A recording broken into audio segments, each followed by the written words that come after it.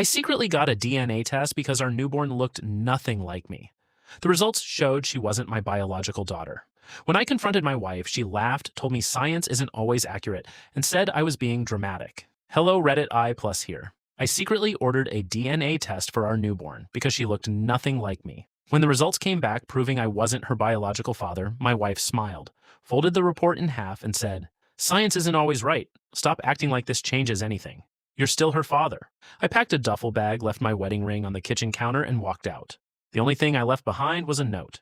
Funny how science was reliable enough when we spent years tracking ovulation, fertility windows, and hormone levels. But suddenly, DNA isn't trustworthy? I'm writing this from a cheap motel at 2:17 in the morning because every time I close my eyes, I see my daughter's face. Or maybe I should say, the little girl I thought was my daughter. I don't even know anymore. I'm 36. My wife, Natalie, is 33. We were together for 8 years and married for 6. For almost 4 of those years, we struggled to have children. We visited fertility specialists, spent thousands on treatments, downloaded every fertility app imaginable, changed diets, took supplements, and planned our lives around ovulation calendars. When Natalie finally became pregnant, I cried harder than she did. I called my parents before we even left the doctor's office. I painted the nursery myself. I assembled every piece of furniture. I read parenting books every night. When our daughter Lily was born 5 months ago, I thought my life had finally become complete. Then the doubt started. I know babies don't always resemble their parents immediately. Everyone kept telling me that. Give it time. She'll grow into your face. She has your ears. Honestly, people will invent similarities if they want to because the truth was impossible to ignore. Natalie has sandy blonde hair. I have light brown hair. Both of us have green eyes. Lily had jet black hair from birth. Dark brown eyes, olive skin. Even strangers asked where she got her coloring. Natalie would always laugh. Maybe she's taking after some great-grandparent. I laughed too. At least on the outside. Inside, something never felt right. I hated myself for thinking it. I felt like the worst father alive. Every time I questioned it, I reminded myself that genetics are weird. Then something happened that I couldn't explain away. About a month ago, I was looking through Natalie's laptop because I wanted to print baby pictures of her for a photo album. Instead, I found an entire folder labeled Work Retreat. It wasn't a work retreat. There were dozens of photos of her with a coworker named Mason, dinner dates, weekend hikes, a winery, a beach. One picture showed him with his arm around her waist. Another showed them laughing in a hotel pool. None of these photos included anyone else from work. The timestamps covered nearly the entire period when Lily would have been conceived. I confronted Natalie immediately. She didn't panic. She had an answer ready for every picture. It was a team dinner. The others had already left. We happened to run into each other. The hotel hosted the conference. It only looks bad. She answered so quickly that it almost sounded rehearsed, like she'd practiced. Later that night, I searched Mason's social media. The moment I saw a childhood picture of him, oh, my stomach dropped. Same eyes, same nose, same smile. Even the tiny dimple in his left cheek, though it looked exactly like Lily. I barely slept for 3 nights. Finally, I ordered an at-home DNA kit. I told myself one thing. If I was wrong, I'd destroy the results. I'd apologize to Natalie in my own heart. I'd spend the rest of my life making up for ever doubting her. The samples took less than 5 minutes. Waiting for the results felt like waiting for my own execution. 10 days later, the email arrived. Probability of paternity? 0%. Not 2%, not 15%. 0. I refreshed the page over and over. I thought maybe there had been a mistake. Maybe they mixed up the samples. Maybe I typed something wrong. I called the laboratory. The technician calmly explained that the samples had passed every quality control measure. They were confident in the findings. That evening, I waited until Lily was asleep. Then I handed Natalie the report.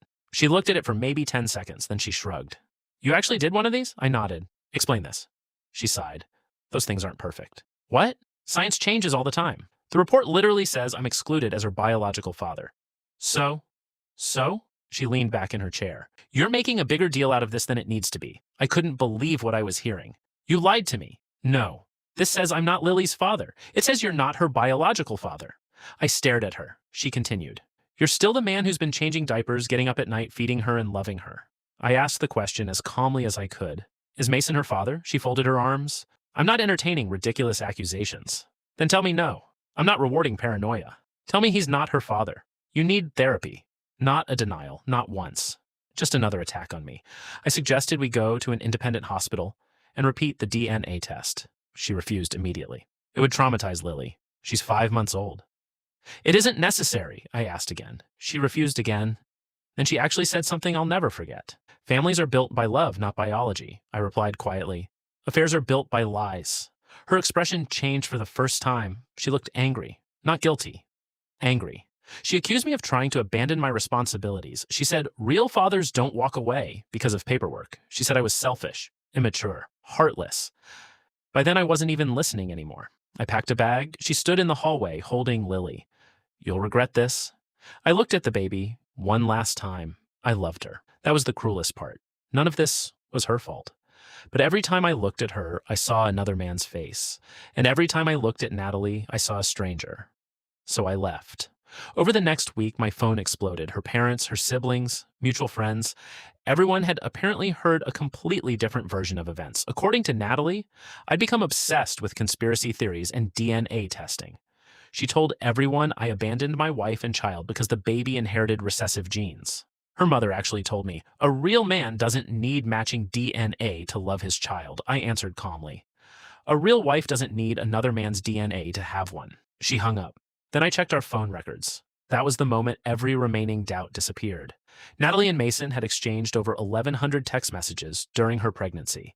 Nearly 200 phone calls, several lasting more than 3 hours. Many began after midnight. Others happened while she claimed she was working late.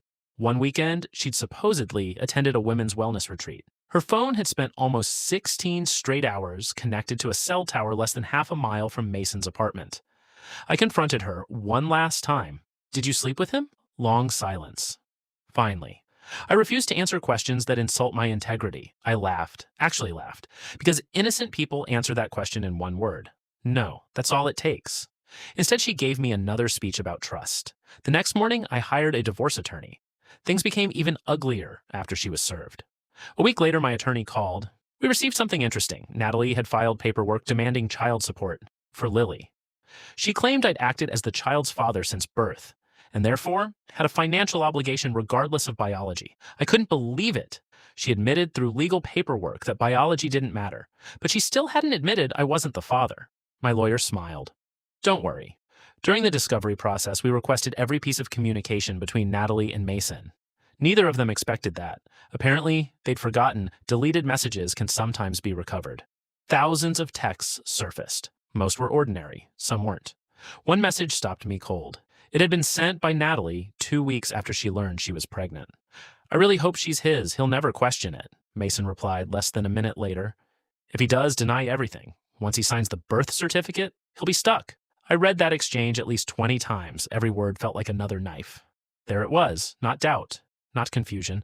A plan, a calculated plan. My attorney immediately requested an emergency hearing. Natalie still refused to admit anything, even with those messages. She claimed they had been joking. The judge wasn't amused. He ordered an accredited, court-supervised DNA test. Natalie objected. The judge ordered it anyway. 3 weeks later, the results came back. Again, 0%. Then Mason was tested, 99.9999%. Probability of paternity. The courtroom went completely silent. Natalie finally started crying. Not because she'd been caught, because she'd lost. The judge dismissed every request she'd made against me. My name was removed from the birth certificate. Mason was ordered to assume legal responsibility. As everyone packed up to leave, Natalie approached me outside the courthouse. I never wanted to hurt you. I looked at her for a long moment. No, I said quietly. You just didn't care if you did. Then I walked away. That should have been the end. It wasn't. 3 months later, Mason disappeared. Turns out being a secret boyfriend was a lot more exciting than being an actual father. He quit his job, moved across the country, and stopped responding to everyone. Natalie called me crying. She begged me to come back. She said Lily still smiled whenever someone mentioned me. She said I was the only father she'd ever known. She promised counseling, transparency, anything. I listened without interrupting. Then I asked one question. When exactly were you planning to tell me the truth? Silence. Again. Finally, she whispered, I don't know. And that was my answer. Not because she cheated, not even because Lily wasn't biologically mine. Because if I hadn't trusted my instincts enough to take that DNA test, she would have taken that secret to the grave. Some lies destroy marriages, others destroy entire lives. This one almost destroyed mine. Thankfully, I found the truth before I spent decades living someone else's lie.